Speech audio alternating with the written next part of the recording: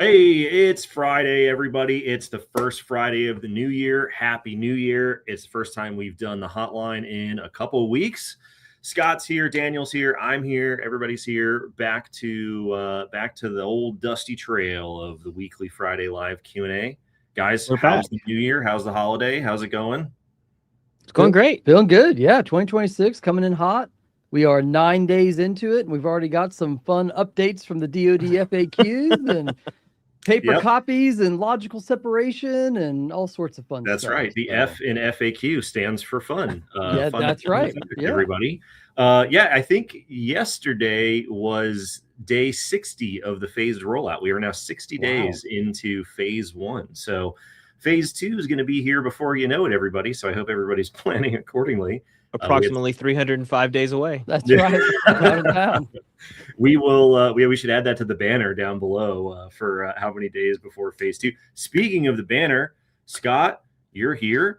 The last time that we had the hotline at the end of last year, we were at 63 level 2 certified clients. We are now at 71. 71. Wow. Thoughts on that process? And yeah, you know, we added 8 more over the last few weeks, even through the holidays. So, you know, we were pulling double duty as assessment support and Santa. So, so we had some busy parents around here. That NORAD tracker, Santa tracker, we had a CERT tracker going on. Do you think the NORAD Santa tracker has a CUI banner on it? Oh gosh, that would be great. It's logistics. Fantastic. We can't tell you, kids. Sorry, until you get certified, you can't know.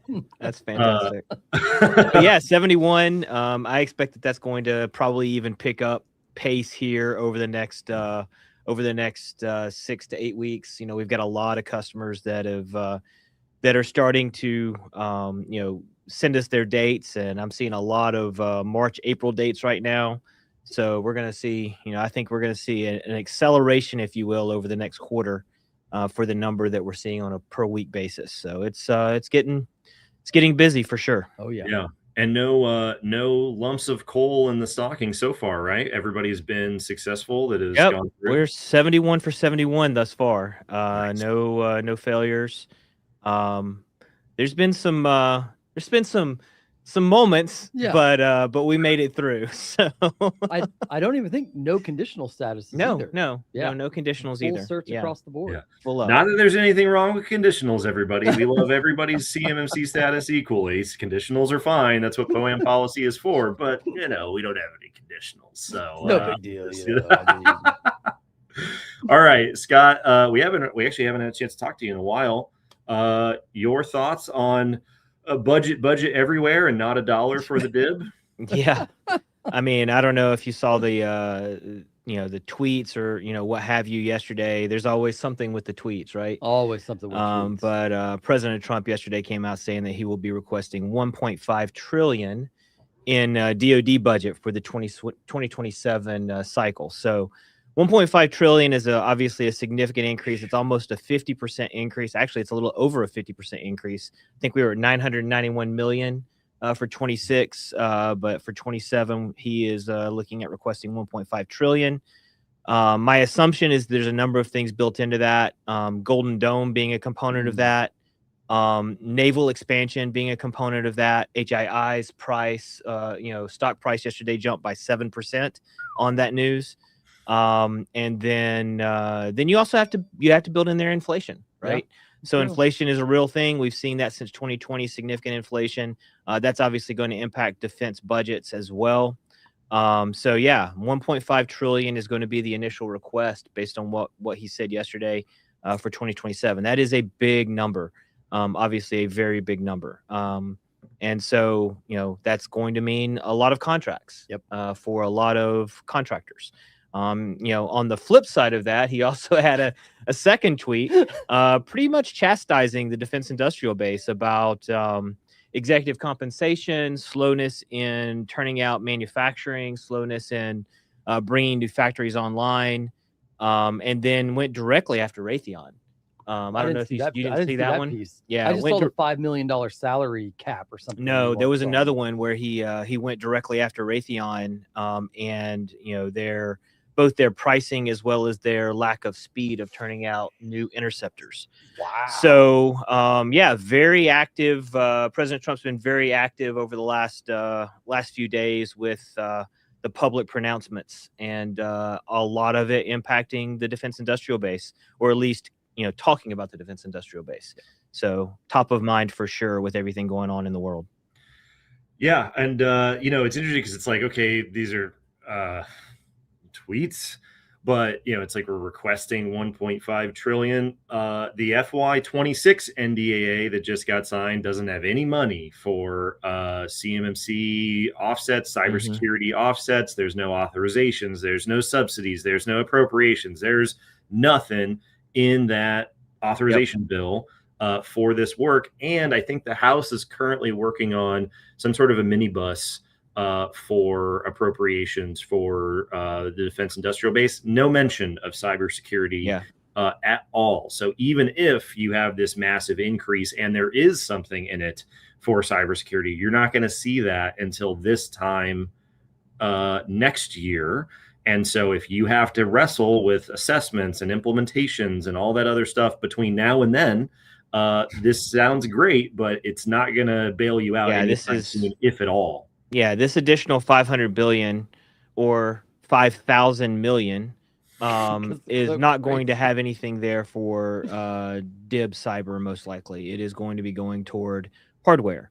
I believe it's going to be going toward hardware, rebuilding stockpiles of munitions that have been used, and building out new capabilities, like I said, with Golden Dome and naval infrastructure. So yeah, I mean, my friends who work at some of the mega primes, who are PMs and things like that, basically have said that the Golden Dome opportunities are essentially a feeding frenzy at this point in terms of work opportunity. Right. So that's it. Like you said, double-edged sword, huge demand signal, huge budget signals, but you gotta make it through the gauntlet in order to get there. So, all right, the FAQs, Daniel. Yes. We know them, we love them. If you were taking time off through the holiday, you may have missed that we had a FAQ update in November. We had another FAQ update just this month. They've updated 7 questions in the last 3 months. They range in topics. We just did the podcast on Thursday, a quick overview of all of the stuff that they put in the FAQs. That seems to be the center of gravity for where you can find the most up-to-date DoD guidance in lieu of rulemaking. We all know that rulemaking takes a while. We're expecting to see, proposed rules for CMMC 3.0, if you will, coming up. But until we get that stuff, it seems like they're using the FAQ as interim, unofficial, guidance, if you will, directly from DoD. Daniel, encryption is not sufficient to create a logical boundary. Your thoughts here? It's not. So one of the FAQs, and I'll share my screen here because I love a solid PowerPoint slide. One of the FAQs that came up was, can encryption alone create logical separation for a network within a CMMC assessment scope? And the answer is no. So just having the data encrypted in transit does not leave that network out of scope. They're talking about doing logical, whether that's VLANs, software-based routing. Some level of logical separation is still required on top of encryption. So encryption's protecting the data, but they're saying, listen, if you're going to route it, it needs to be logically separated as well, which is a pretty big change. A lot of people were saying, hey, going back to the ITAR carve-out conversation, if the data is encrypted and nobody in transit can decrypt the traffic, it's carved out, right? The systems around it are not in scope. However, incorrect. The DoD is saying, hey, it still needs to be some level of separation. They went on kind of down to question number 12 here to talk about enclaves as well. Whereas if your enclave doesn't have direct internet connection, is your on-prem network in scope? And the answer is no, as long as it's logically separated from the greater enterprise network. Again, they're leaning into this logical separation component of your network here. So I was having a conversation with an organization this morning, and we were talking about, hey, you have to have logical separation here.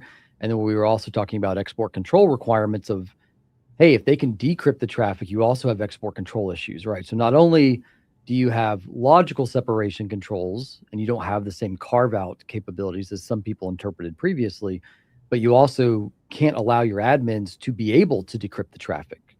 And so this was a foreign owned organization or foreign support organization. So there's a lot of layers here when you're thinking about scoping assets, and the fact that network appliances now are basically fully in scope because they have to have some level of separation, even with encrypted data, just adds layers of complexity there. I don't disagree with it, but also at some point we have to say encryption is encryption, like it's good enough, right? So it's just interesting tension here between the two of like, hey, is encrypted data actually enough or is it not enough? And we need to have logical separation. I'm a fan of logical separation. Just make a clean boundary. Like, don't mix everything in the same pot, you know? But anyways, that's kind of the update there. And then funny follow-up conversation really quick on the paper copies in CMMC. Jacob, I know you're passionate about this particular topic. I was seeing LinkedIn while I was on vacation, and I just had a conversation with somebody this week that you'll find funny.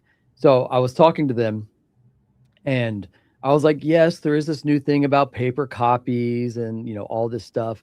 And they basically just laughed. They're like, how can we make an exclusion for one company in our ecosystem, in our supply chain?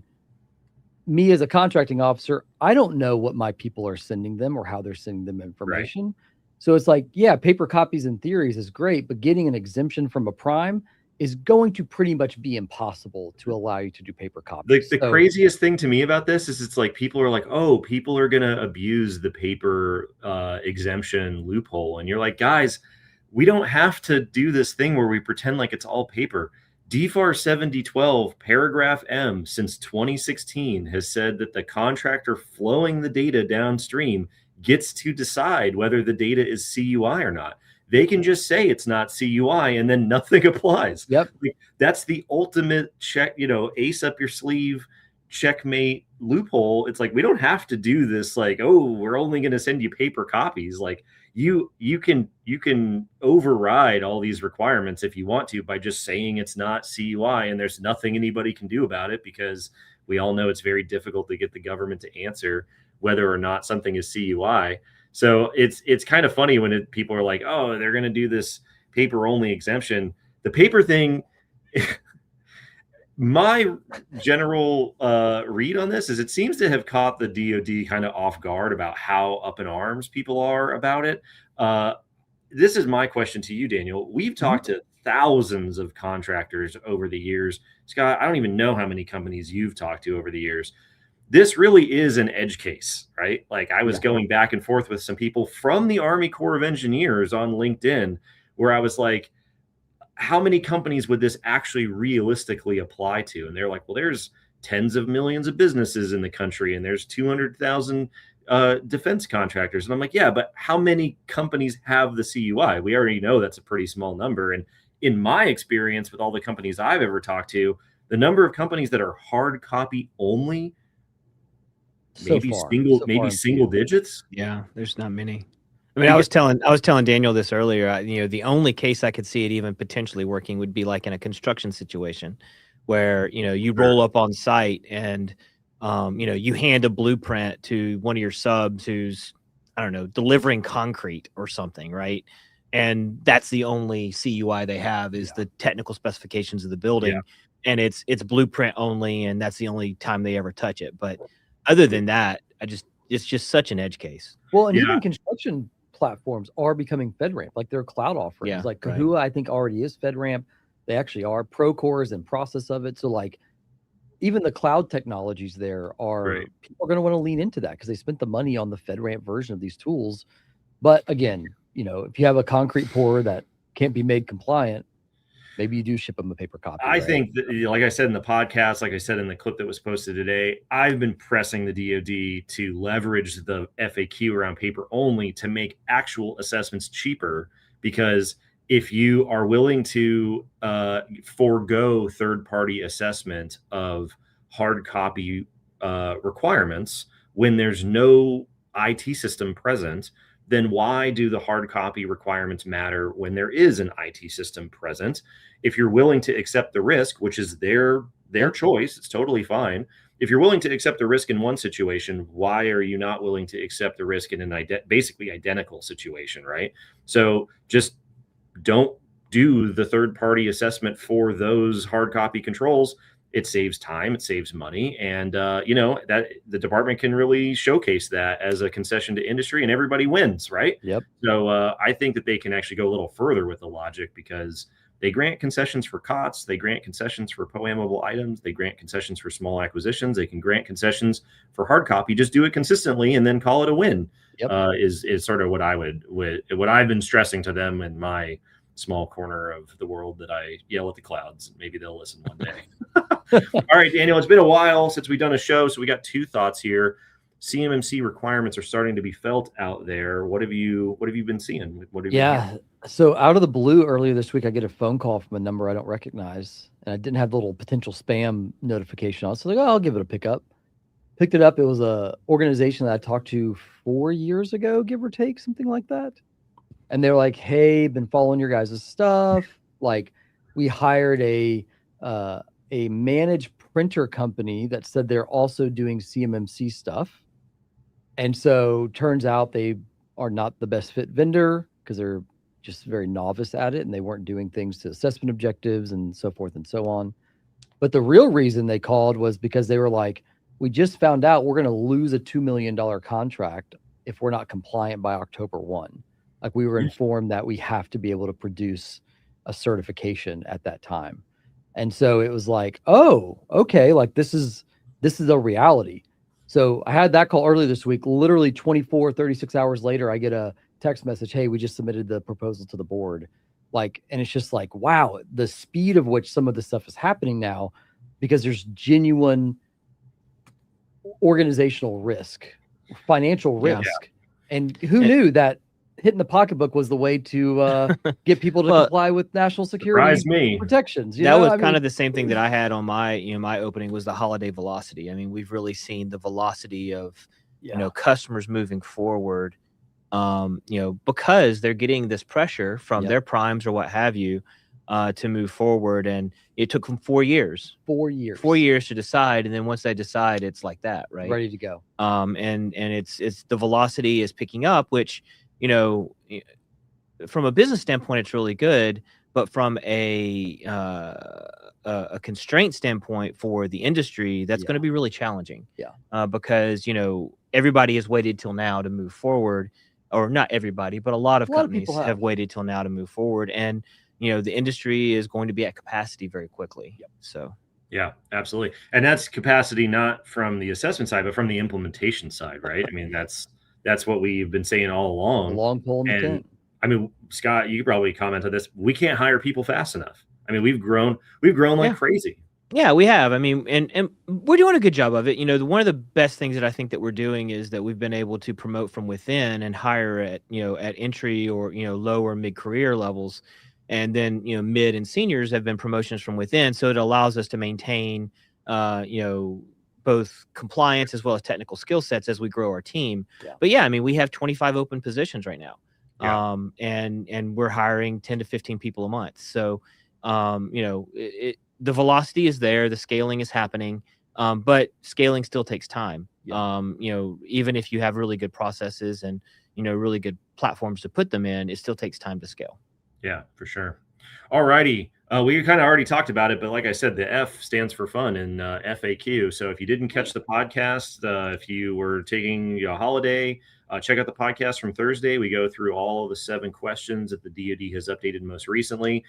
I expect that we're going to see more FAQ updates, definitely before we see proposed rule for 3.0. So maybe we'll get FAQ update for significant change. We might get some FAQ. There's already a whole section in there on external service providers. So you never really know what they're going to update, but that's the thing to pay attention to. You can find it right on the CIO's website, but they don't actually announce it when they update it. You just kind of have to check it every day. So it's another thing on my list of things to check every morning to see if there's new and fun updates.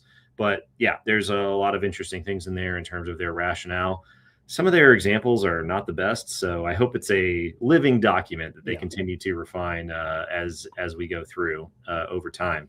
All right, Before we get into chat, we had a comment on one of our recent YouTube podcasts from APS Tech 4618.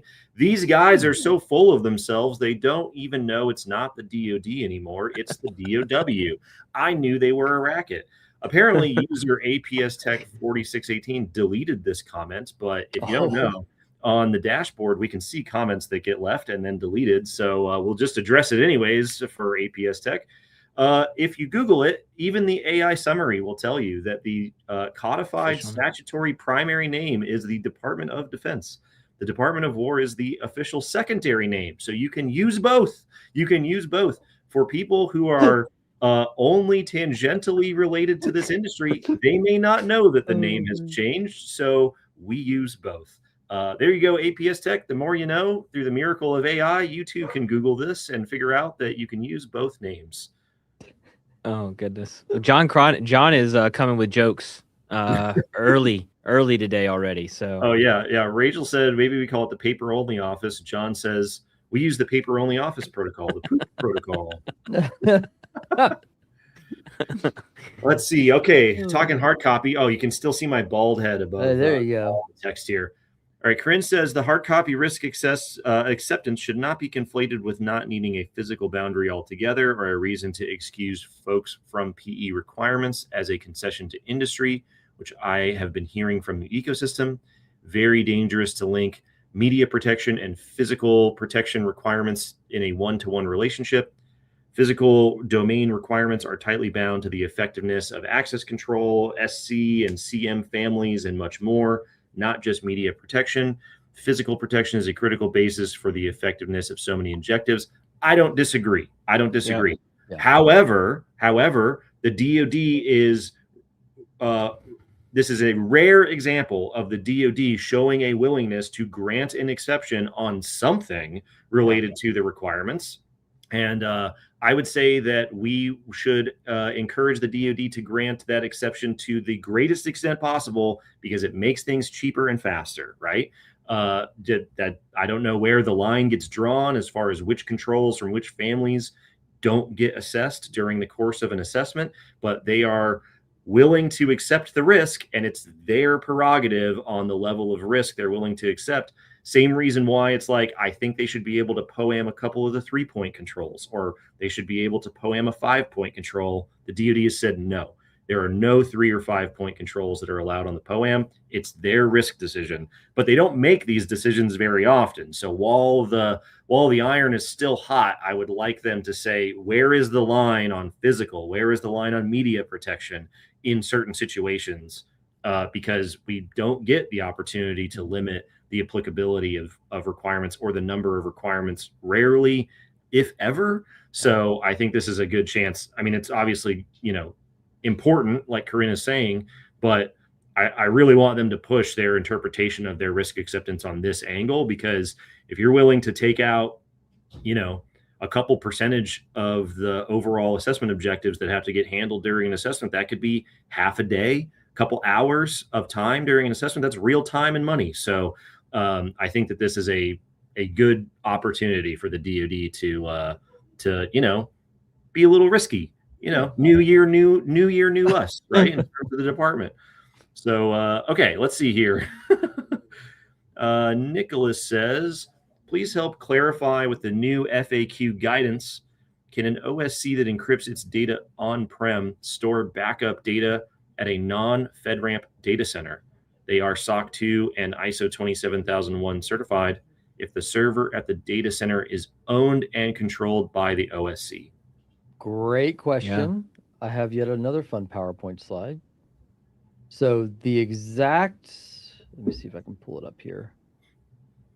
I believe this is the kind of exact FAQ that you're talking about. Non-FedRAMP moderate, not allowed for encrypted CUI. So FedRAMP requirements apply to CSPs. So a colo data center is not considered a CSP. Right. So that is absolutely okay. FedRAMP wouldn't apply. That's the key part. The last 7 words of that question was the key part. Yep. If you own the data center, owned and controlled. Yeah, own the hardware in the data center. It's just a colo. their power and network is what the extent of what they're providing you, then it wouldn't fall under scope of needing a FedRAMP requirement, and therefore you can keep storing backups there. But if you're just buying space on, a service, you can't do that. No. It's got to be FedRAMPed. Yeah. And depending on your data requirements, it may need to be in the United States. So you got to be careful about, non-US based backup locations. So that's it. So you're in, from what you posted here, you are in the clear, my friend.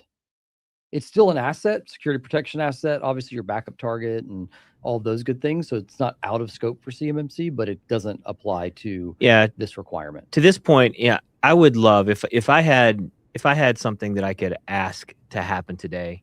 It would be a little resolution. Yeah, it would be to take a representative who had control, who had the authority to make these decisions from Department of War or DoD, and put Fill them out APS Tech. We said it right. There it is. Lock them in a room with the Department of State and have them fight out the encryption question and come out of the room with a single answer.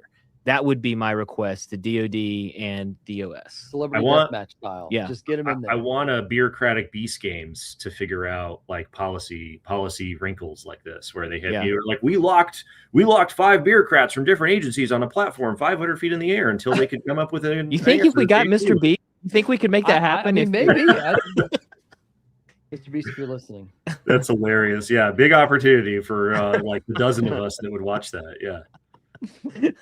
Oh my gosh. John says, what do you do when a DoD entity keeps sending notification emails designated as CUI to our enterprise email system rather than through the enclave? We told them not to do this, but they keep sending these CUI emails to our non-enclave enterprise email system. You remember that scene in Billy Madison where they're just holding the hose on the little kid at the birthday and he's like, "Stop it, mister." That's what it kind of feels like whenever they're sending out these emails. So probably not the best solution, but a solution, John, would be to create a transport rule in your system. And if you detect the word CUI, you NDR it back to the sender. That is a solution. That is a solution. But it might not give the intended result, but it would be a solution. Otherwise, you could potentially be dealing with a lot of spillage that you have to clean up. A lot of remediation in place. That's the problem is autocomplete at the end of the day. Enclaves are great until the other side has your email address and autocomplete. And it's like, type in the word John. He pops up. I'm just going to send it to the John that pops up. Right. So, but the NDR solution is a solution. It is a solution. Absolutely. But, you would need to make sure that you are reviewing your NDR reports on a very regular basis so you can follow up with customers if they get NDRs. It's like, hey, if this appears to contain CUI, please send it to this mailbox. Yada yada. And this is a lot of the reason, Daniel, right? Why email systems end up becoming in scope when people start out thinking that they can be out of scope, right? Because they're like, impossible. Well, we don't put any CUI in our email, and they're like, yeah, but your customer is a huge X factor, and then you got to do these, these crazy workarounds, and they may not even work. I was talking to close to about a 10,000 person company, and they're like, man, enclaves would be really easy if we didn't have to do email. I'm like, they would be the easiest thing in the world to do. Email is the one thing that just jacks up a lot of it. IT would be super easy if it wasn't for customers and end users. Printers, email, Well, speaking of which, we had a hotline form submission over the holiday about the joy of printing. Let's see. Said, I have a customer this is the audit's over, by the way, so we're not giving advice on audits running, and we're not affiliated with this person. Just to be clear, everybody, don't come at us, APS Tech. I have a customer mid-audit right now that is struggling with the auditor and scope with printers. I was wondering if you have podcasts or materials that discuss ideas on how to print securely. They use Prevail to email and save CUI. They agree that CUI is encrypted from Prevail to the device, but then if the device prints, it goes over Wi-Fi to the printer. So now the Wi-Fi device is in scope, and it's an Ubiquiti device that isn't FIPS validated. Wow, there's a lot going on in here. And then the printer itself may have more requirements, but no cameras are monitoring the office. I was hoping that a policy saying no printers plus the monitoring of the printer logs would just be enough. Daniel, your thoughts on printing? So many thoughts, and this is a pre FAQ thought and then a post FAQ thought, and I'll explain why. So pre FAQ, everybody was under the assumption encrypted CUI can't be CUI because it's obfuscated, right? The data is encrypted, nobody can read it. However, in the V3 version of the FAQs that came out a month ago-ish, maybe a little over, said, hey, encrypted CUI is still CUI, right? Now, there's been C3POs divided on this. There's been agencies obviously now divided on this, but the DoD kind of stated what their stance was. So before, I would say FIPS validated printer. If the print management server that's queuing that job is wrapping that in a FIPS validated encryption, sending it over the network, you're likely good to go, right? That broke when the FAQs came up. So in the FAQ world, encrypted CUI still being CUI, things across those hops, number one, need to be logically separated, as we saw with the more recent FAQ update. And even if it's encrypted, that path, that transport path is still in scope, right? So the ubiquity would be in scope, right? The printer is in scope. Having just a written policy, you could do. However, I think you would need to be prepared to be challenged on that a little bit, right? I think it's just very hard to do a written policy. I would say probably just disable the function of printing altogether from those devices. If you're saying via written policy that they can't print things, just disable print spooler, just call it a day, right? But the problem is like you have this, what was, depending on the assessor, was an interpretation saying things would be out of scope. And then now with the FAQs, things are now brought in scope, and more are slowly starting to drift in scope rather than out of scope based on the FAQs. So I would say try and implement a technical solution, try and mitigate that, whether you have to slap FIPS validated cryptography on the network appliances, logical separation now, and all of those things. But yeah, we're living in a pre and post FAQ world, which I actually have two questions about for the collective audience here of Scott and Jacob. Question number one is, I had a call yesterday, and they're like, we submitted 110 SPRS score into our CMMC level 2 self-assessment box. I was like, oh, fantastic. But we're not on FedRAMP moderate clouds. So in SPRS, when I'm validating my compliance state, there isn't a checkbox for FedRAMP. But is them attesting to a perfect score, the DoD assuming they're meeting all CMMC requirements by submitting a 110? Or could they submit a 110, be in alignment with the 110, but still be out of contractual compliance? Yeah. Right? So like D4 7012, yeah. So should they submit a 110 to SPRS for their CMMC? Well, they should get off the infrastructure they're on, is what they should. Well, of course, that's what the conversation was about. But in the interim, they have a proposal due, and the proposal wants to see evidence of their CMMC compliance prior to award. And so they were like, what do we do here? Do we submit our 110 that we know is accurate, but we know we're not on compliant infrastructure, but there's no checkbox to check and spurs for that?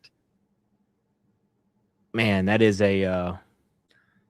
Honestly, I would have to ask a lawyer, man. Because that's what I told them. I am not a lawyer. I said, right? this is a lawyer thing. Yeah, because that's a very fine line. That's very nuanced, gray area, because it's like the requirements are technically fully implemented, but they're not implemented in the right spot. So it's like, do you take they'd be a 110, but if DibCAC decided to pop a high assessment on them, right?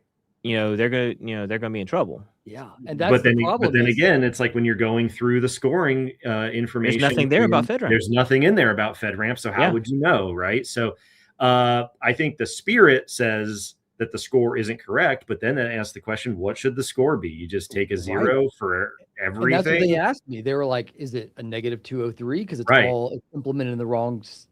Right. Yeah, there's no override in the calculation. There's no override. They say if you don't have an SSP, then you don't have a score. They don't say if you don't have FedRAMP, you don't have a score. So where do you draw the line? It's tough. I I would tell somebody, like, if you're really, really pressing it, you should probably talk to an attorney just in case. How much risk are you willing to accept? Because that's what it comes down to. Is it's you're accepting risk. And that's the other thing, is like, once you have the contractual obligation, it's a known thing at that point, right? And even with 7012, of course, obviously it's a known thing, but it's just interesting. I wish the DOD, DOW, all names of the above would put a little checkbox in SPRS for the CMMC piece saying, what's your score? Plus, are you meeting all the requirements of DFAR 7012? Yeah. Checkbox. Just that's that simple. Just a roll up. Just all of them. Yeah. Right. So to wrap up on the encrypted CUI, Jason Sharp had a comment there. That's absolutely correct. I mean, the position that DoD has posted in the FAQ about encrypted CUI has been the DoD stance for a decade, right? That's been their stance forever. The FAQ is just essentially reiterating what they have been saying for years, which is exactly why I want to get DoD and Department of State in a room and fight it out. So, yeah, absolutely. Alrighty, interesting scenario from a Reddit thread yesterday. They're like, I am a solo person working towards CMMC level 2 and ITAR with an organization that has 40 users. They are all remote. 90% of the company revenue involves working directly with CUI. I'm struggling between which approach to take, specifically regarding keeping the home network of these users out of scope. The obvious approaches seem to be, and then he lists 3 things: GCC high for everyone, giving the less than 10% is doing non-CUI work, and then use a third-party VDI enclave or Windows 365 or something similar with thin clients. So like thin clients at all their houses. I would still be able to leverage all the tools like Intune, Purview, Defender for managing computers from a corporation perspective, but they wouldn't be scrutinized as CUI assets. Situation 2, go with GCC high for everyone and use the tools included, plus some kind of always-on VPN setup with split tunneling disabled to keep their home office out of scope. Or 3, I've also seen a lot of praise for things like Prevail here, though I struggle to see how it helps at all with anything besides email and collaboration. What am I missing? Experience, suggestions, things like that. Daniel, you got 40 people. They're all remote. They work pretty much, consider all of them essentially working with CUI. What do you want to do here to limit scope and asset categorization? So, man, what a great question. These are so much fun. Can I just say I've missed the CUI hotline a little bit. I'm just going to go put that out there. It rained for 2 weeks in Southern California. There was no hotline. There was no going outside. It was chaos reigned. It was terrible. And so, yeah, I also am happy to be back. So well, before you start that, I just have to say we may need to ask Corin to come on the show at some point. She's got some great comments here today. So Corin, you got a chair over here, just so you know. That's right.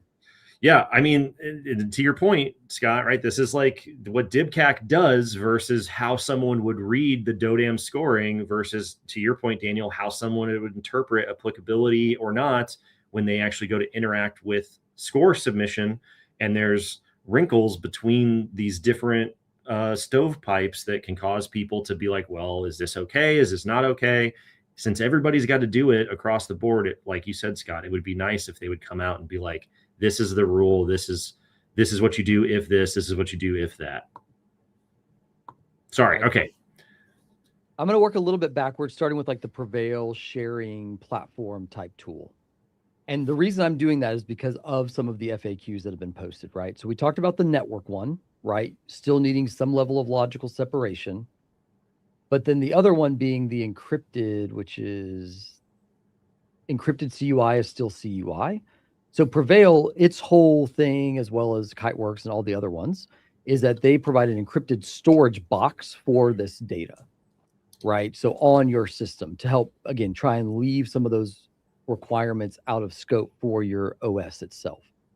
The problem is that when the FAQs were released, a lot of that just kind of broke down, right? There is, outside of the FedRAMP requirement, there really isn't a lot of extra help that those tools give per se, because all requirements are bleeding over to the OS that is installed and that encrypted CUI is sitting on as well, right? So really, I would kind of work backwards. I would say probably not Prevail Kiteworks from a single stop solution set, I'd probably move into either VDI or physical device. Mm-hmm. So an enclave of some sort, or an all-in approach. And the big differentiator there is we typically see that if you're in excess of 15% of your work is defense, 15% of your user population is accessing CUI, or 15% or more of your population is accessing CUI, then probably go all in, right?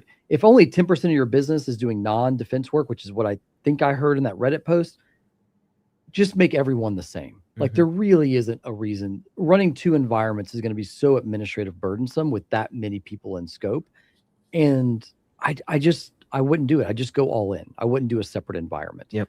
If it's less than 10% are doing using the tool sets, within GCCI, you can control the endpoint as a CUI device. It's not a problem. Absolutely. I mean, essentially, you're treating everybody's home as if it's a coffee shop. Absolutely. Right. Alternate work site policy, disable printing locally, like acceptable use policies, like do all of that stuff. Like a good portion of our staff work remote, and they have to follow all these procedures in order to do it.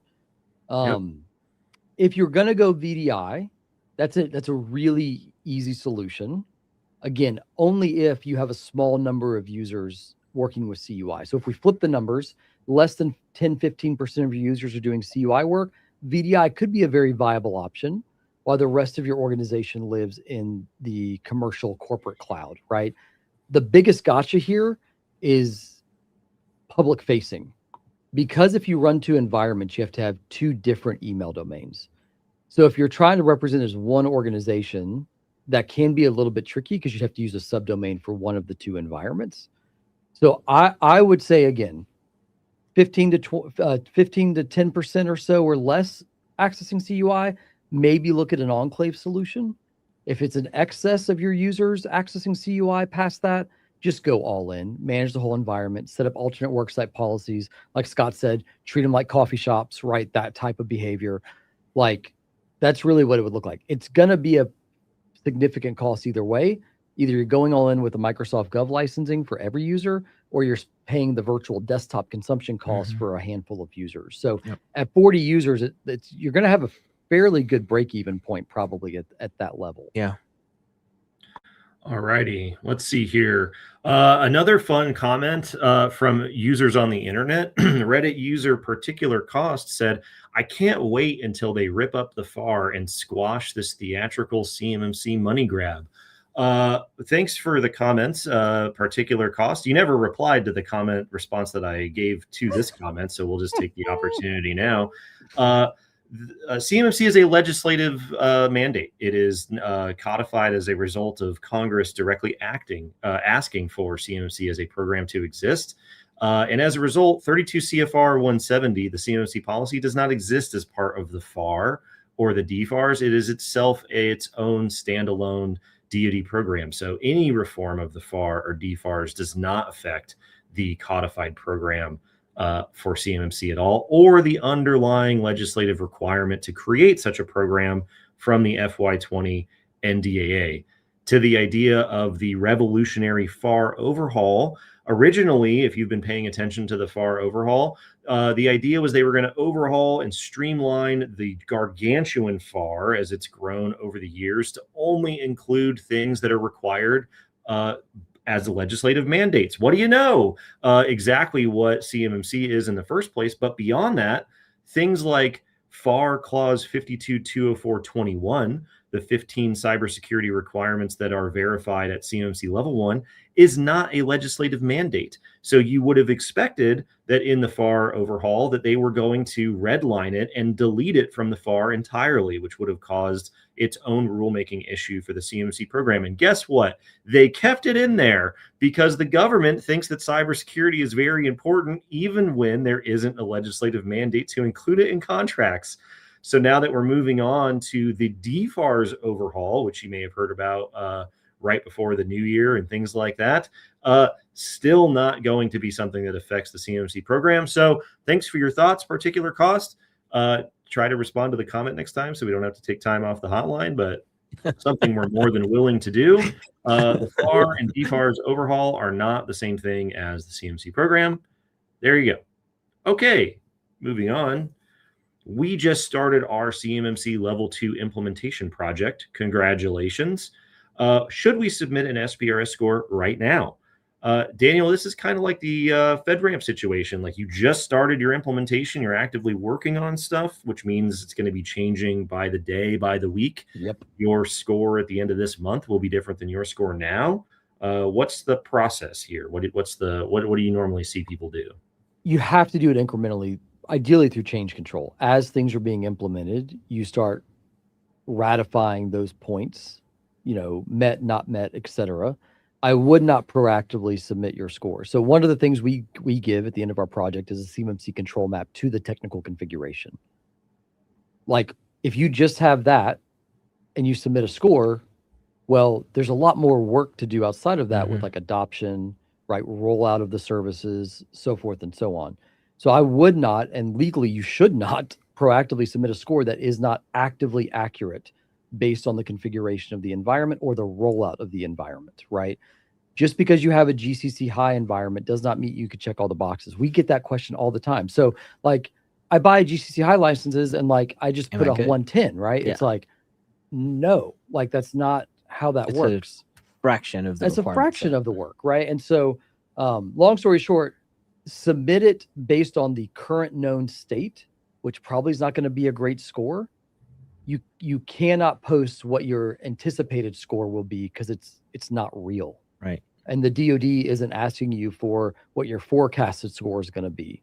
They're asking you what your current score is at time of award, right? That's what they want to see, of what your active environment is for handling the CUI. Yeah. This isn't sales, right, Scott? We're not just estimating.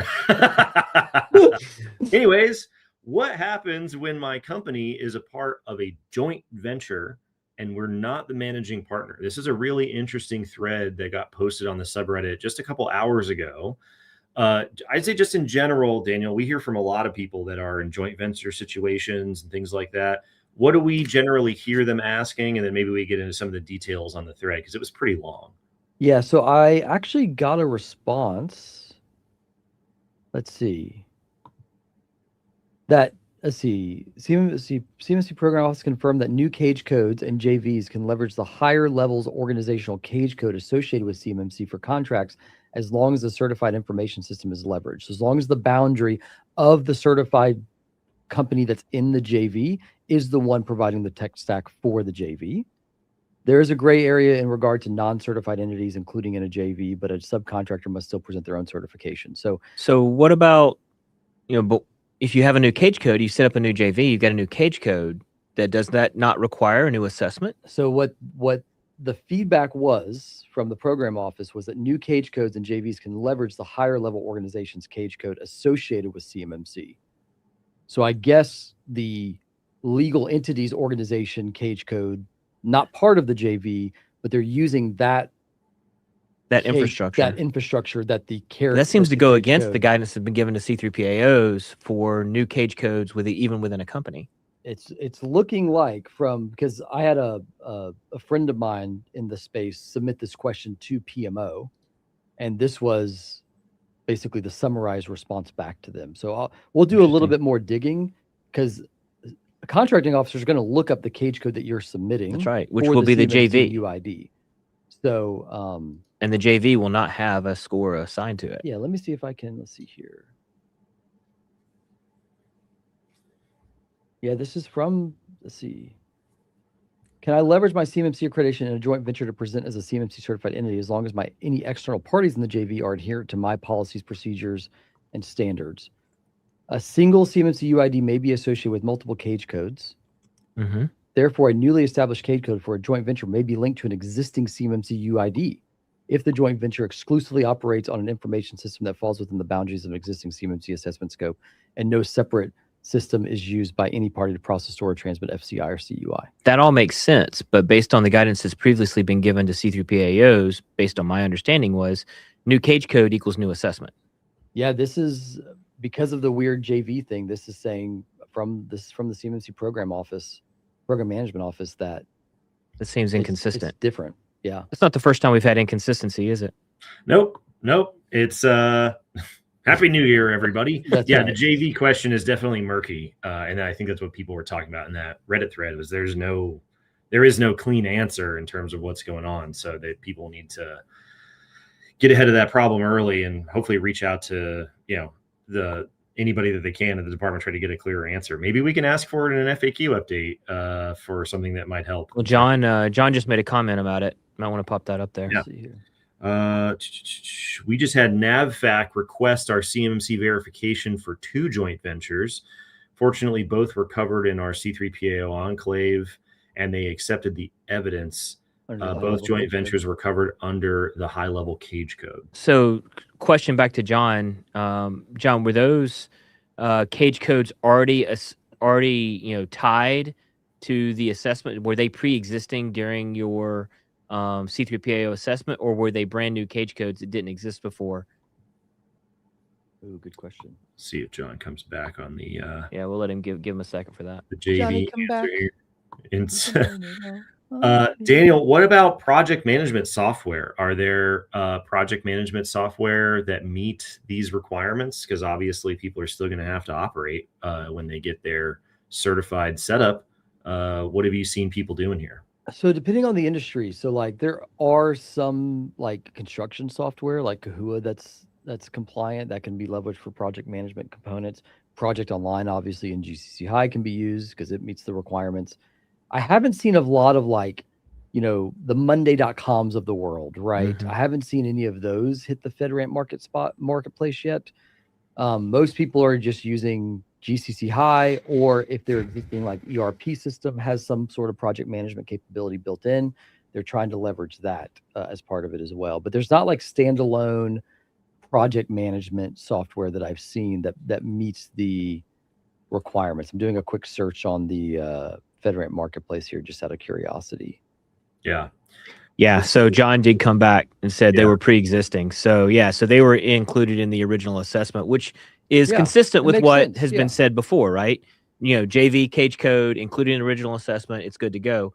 But my concern would be a new JV getting set up, new cage code, using an existing certified infrastructure. What C3PAOs have been told, my understanding is new cage code, new assessment. Well, not only that, if insignificant change, it calls it out too. But in EMAS, C3POs are the only one able to submit that package. Yeah. I, as a legal entity, as a company, cannot go in and say, oh, that CMMC UID that's certified, I want you to associate it with these cage codes. Yeah. Like, I don't think that's unless something has changed. Yeah. So I think you're right. I think a C3PO would at least have to execute the work to reassociate that with additional cage codes, which they probably would want to trigger a new sort of assessment to do that. They probably wouldn't want to take the risk of just saying, yeah, we can just throw that cage code on there, like they wouldn't want to be liable in case it wasn't actually compliant. So yeah.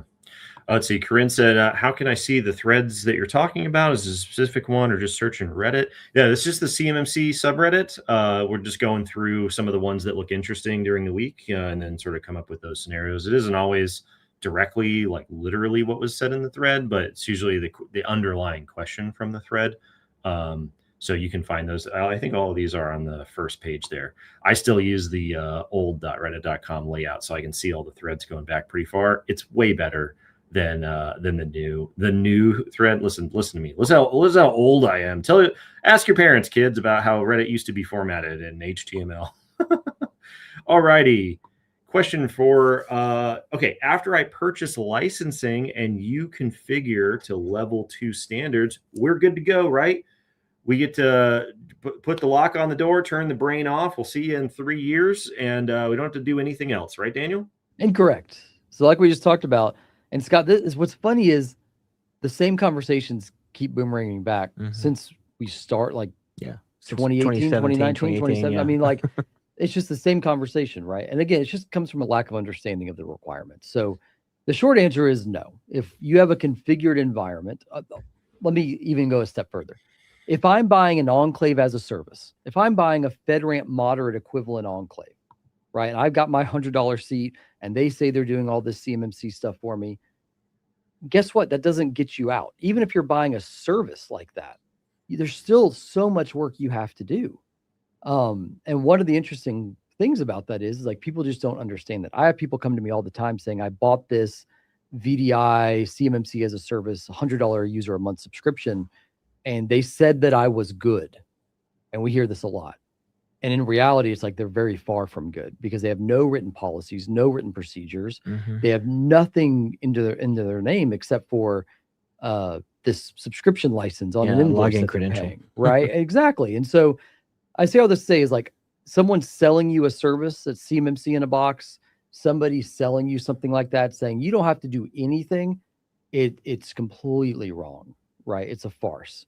There is a lot of work that has to be done still. So like a good example of this, we have a service called Commander, and Commander is just for the pretty much the non-technical components of CMMC. We have a technical implementation team, and then we have Commander that documents all the technical and non-technical elements. And so that's assessors on our staff that are doing that, CCPs, like technical writers. That's a bunch of different people doing it, helping you through that process. And so again, like it's only really just beginning after the technical implementation's done. It's not the end of the story. Yeah, even with us providing all that support through Commander, there's still components that have to be done by We can't verify OSA. how you're doing background checks, for example. Yeah, we right? can't, like it's out of our control. Physical security, we would just lean into what you're telling us. Yeah. Right. Things like that. Like there are just some elements that it's impossible for a cloud provider or even a managed service provider to be able to attest to. Yeah. There you go. All righty. Do you expect CMMC related whistleblower activity to increase? In general, yes. So I think I was talking with some people about this yesterday.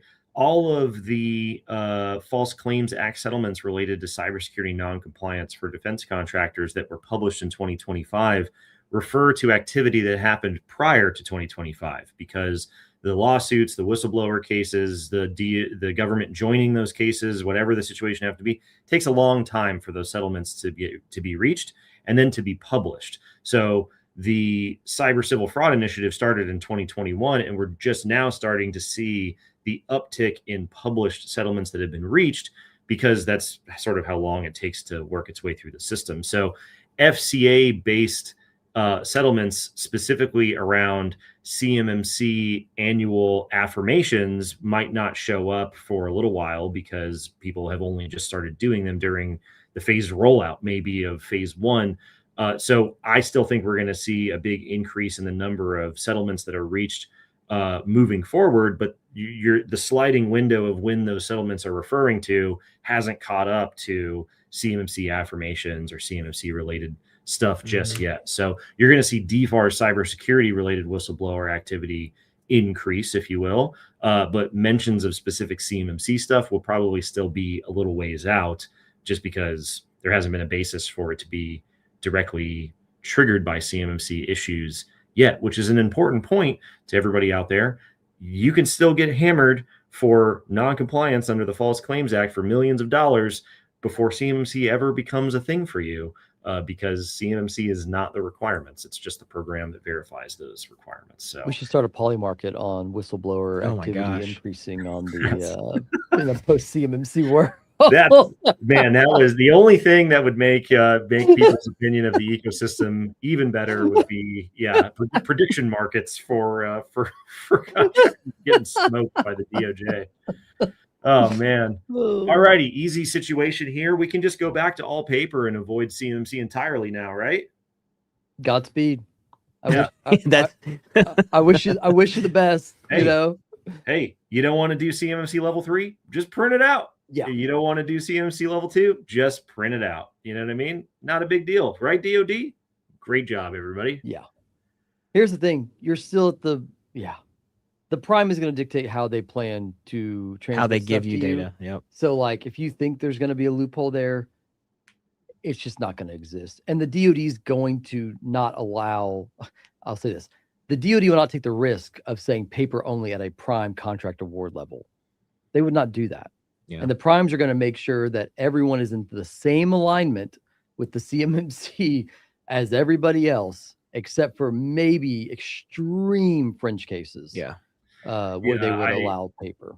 I feel like Robin Williams in Jumanji when he's like, "What year is it?" When people are like, "Yeah, we're just gonna grant this, $500 billion contract to Lockheed Martin, but we're only gonna send you paper." Yeah, we're gonna go back to. paper We're gonna go added. back. You remember the picture of the Boeing facility, like back when they were designing the 747 before, when they were doing it all on draft paper. Yeah. And it was like 2 football fields of draft tables and 150, 200, 300 people just sitting at draft tables drawing. Yep. That's what we're Just gonna with do. That's it. the square ties and the horn rim glasses. That's where we're headed. Yeah. Heck yeah. That's the way to do it. Block protectors. All right. So we'll only be required to have self-assessment in phase 1, right? Incorrect. We've already seen it. We've already seen SAM.gov notices that have said you can't even access the information. I think there was a vertical takeoff and landing opportunity that's coming up recently. I think it's for an unmanned system for vertical takeoff and landing. And the SAM.gov notice straight up says until you can say that you have CMMC level 2, we won't even send you the information for you to put a bid together. It's not CMMC policy. That's what that program office decided to do. But we've already seen the requirements for level 2 out there, regardless of what the primes have been asking for, right, Daniel? That's right. And even more so, just for fun, I have that solicitation actually pulled up on the on sam.gov. If I could find my web browser again. There you are. This is the fun thing to do now, and Jacob, but you do it very frequently, is like just go to sam.gov and search for C3PAO or DFAR 7021. It's like, yeah, right here. There it is. Vendors are required to have CMMC level 2 certification SPRs prior to receiving CUI drawings. Must be provided after certifications are confirmed. And then attachment number 2, emailed. So it's already out there in the wild. There you go. If you have a problem, please contact Miss Williams at the email address provided and let her know, why you should be given vertical takeoff and landing controlled information without being able to prove that you have the ability to protect it before you've even been awarded the work. Yep. And on that note, there you go. First hotline of the year is in the bag. Scott, Daniel, always great to see you guys again. And we'll be here every Friday at the same time. It's 10 a.m. Pacific when we do the hotline. You can go to CUIHotline.org. You can leave a message at the number. You can fill out the form. You can always send us DMs. We're easy to get a hold of.